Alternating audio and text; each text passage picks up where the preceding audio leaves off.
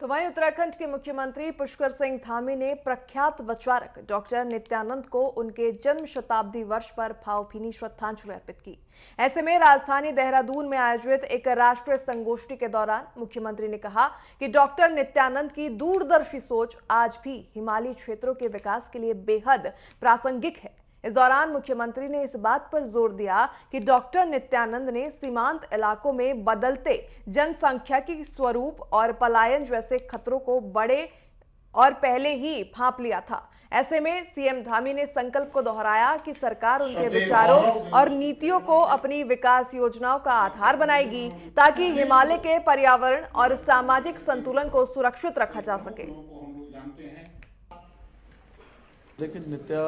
Doctor Nityanand जी का ये जन्म शताब्दी वर्ष है और इस वर्ष यहाँ पर राष्ट्रीय संगोष्ठी का आयोजन किया जा रहा है और उन्होंने अपने संपूर्ण जीवन भर हिमालय की चिंता की, यहाँ के पर्यावरण की चिंता करी, पूरे हिमालय का विकास कैसे हो, यहाँ के जो जोखिम है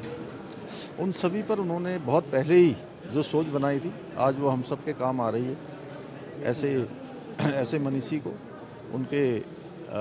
जन्म शताब्दी वर्ष पर हम उनको नमन करते हैं और उनकी सोच को हम आगे बढ़ाएंगे। यहाँ पर उनके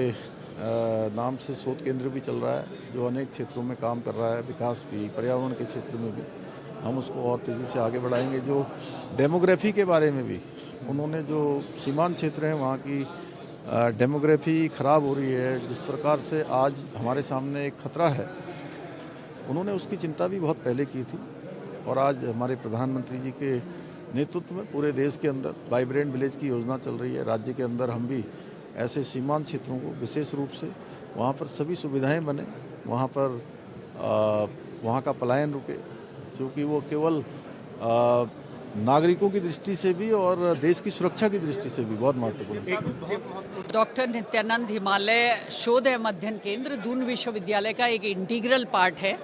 और 2022 में माननीय मुख्यमंत्री पुष्कर सिंह धामी जी ने इसका उद्घाटन किया था। उस समय भी हमने देश के प्रतिष्ठित वैज्ञानिकों की एक कार्यशाला यहाँ पर रखी थी और उसके बाद से दून विश्वविद्यालय के इस केंद्र ने अपना बहुत अच्छे से काम शुरू किया है। राज्य सरकार ने हमें 5 करोड़ रुपया इसकी कार्टोग्राफी लैब और जो शोध की प्रयोगशालाएं उसको खोलने के लिए दिया। बहुत सारी शोध परियोजनाएं इस केंद्र में चल रही हैं। हमारा संकल्प है और हमारा सपना है कि ये केंद्र उत्तराखंड के लिए एक बहुत ही पॉलिसी बनाने में, पॉलिसी इंटरवेंशन में अपना काम करेगा। और क्योंकि ये शताब्दी वर्ष था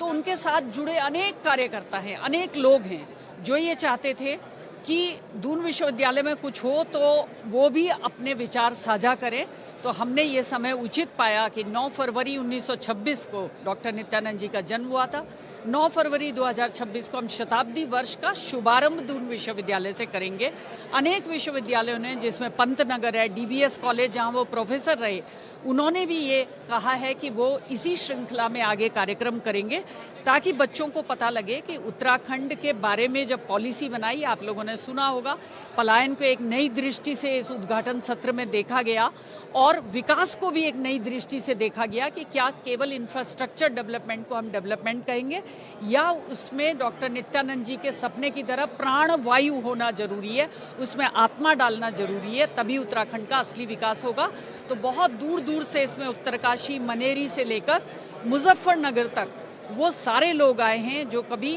उत्तर प्रदेश में ही हम लोग थे और डॉक्टर नित्यानंद जी का उनसे संपर्क था। सब बहुत उत्साही थे, सब अपने अपने क्षेत्र में काम कर रहे हैं और मुझे लगता है कि ये दून विश्वविद्यालय के छात्रों के लिए एक प्रेरणा का काम करेगा।